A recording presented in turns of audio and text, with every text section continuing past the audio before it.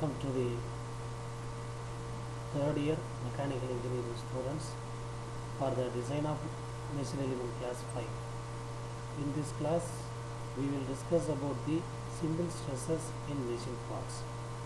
Generally the machine elements which are involved in the machine tools are failure due to the following any one factor: because of the energy transmission, weight of the machine tool, frictional resistance, inertia of the reciprocating parts, change of temperature, and a lack of balancing of moving parts.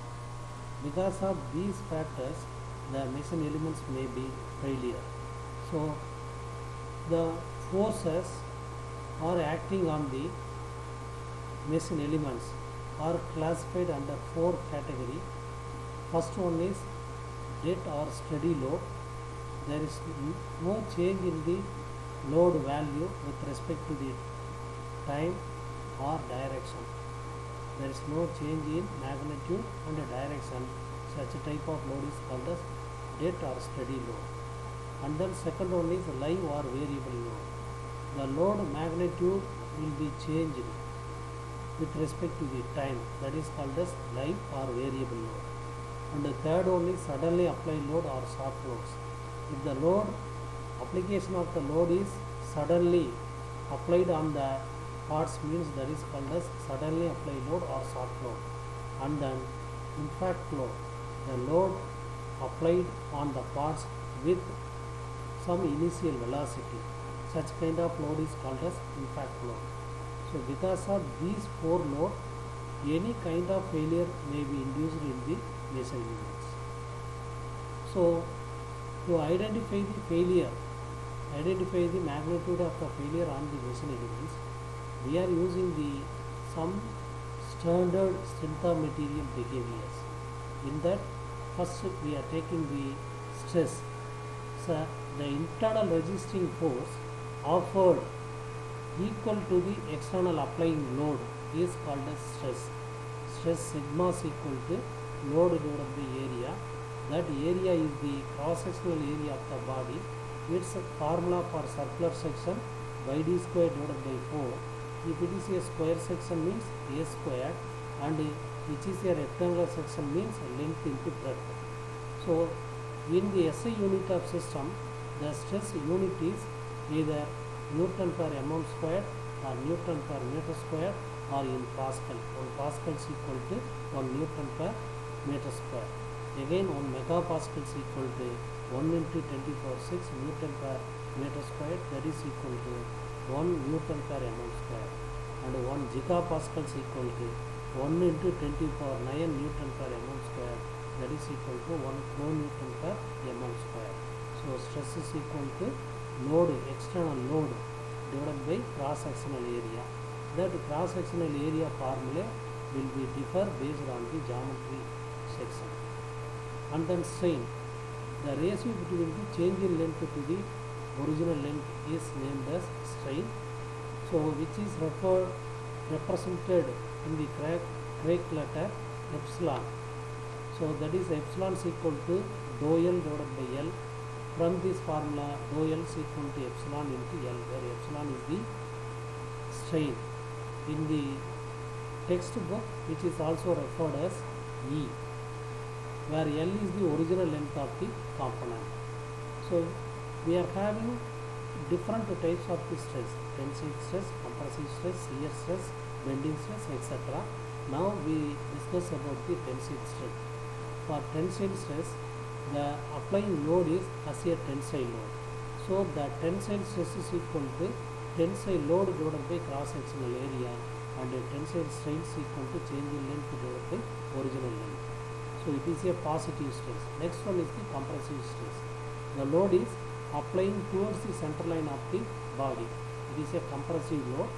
Because of the compressive load, the induced stress is named as compressive stress, which is sigma c is equal to load divided by area, and compressive strain is equal to change in length divided by original length.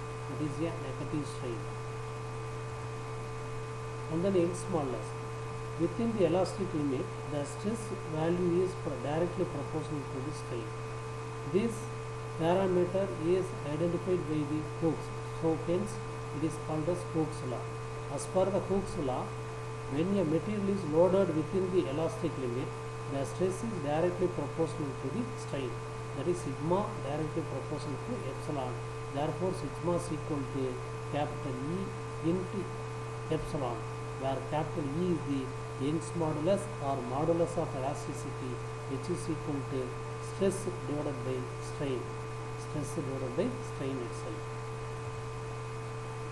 So various value of the Young's modulus are given for steel within the range of 200 to 220, for wrought iron 190 to 200, cast iron 100 to 160 kilonewton per mm square, brass material 80 to 90, aluminium 60 to 80, timber 10 kilonewton per mm square. So based on the tensile stress, compressive stress formula, now we discuss the problem. A coil chain of a crank required to carry a maximum load of 50 kilonewton. The given load is 50 kilonewton, that is equal to 50,000 newton. As shown in figure, find the diameter of the link stock if the permissible tensile stress is in the link material is not to exceed 75 megapascal.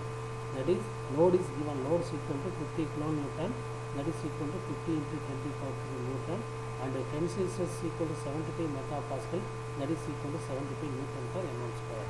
To solve the problem, first of all, you have to write the given data.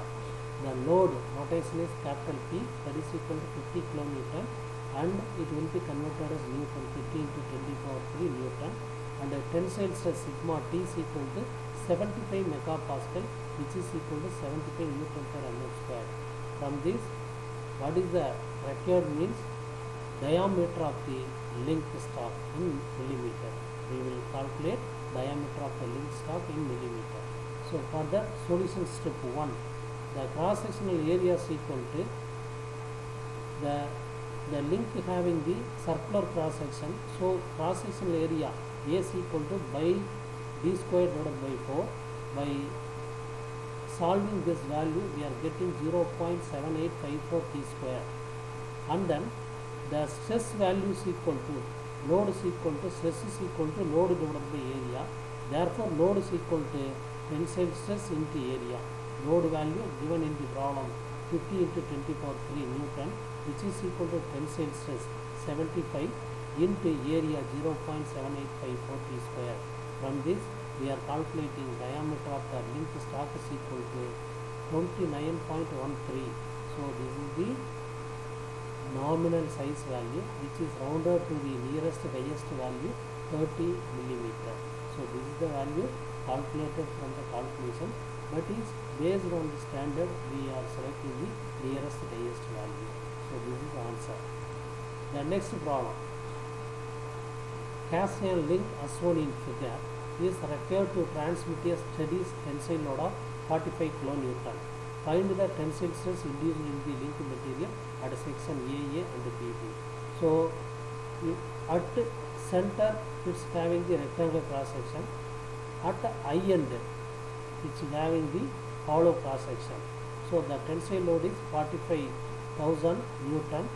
Tensile stress at the section solution, tensile stress induced at section A is equal to the area of the section A is equal to 45 into 20 because rectangular cross section, and therefore tensile stress at section A is equal to load divided by area. We are getting the value for the tensile stress, and tensile stress at B is equal to load divided, the same load is acting in this area divided by area. Area is the 75 minus 40 into 20. So we are getting the stress value for this section. So these are the two answers for the stress induced at section A and B. So with this we complete the class 5 class lecture. Thank you.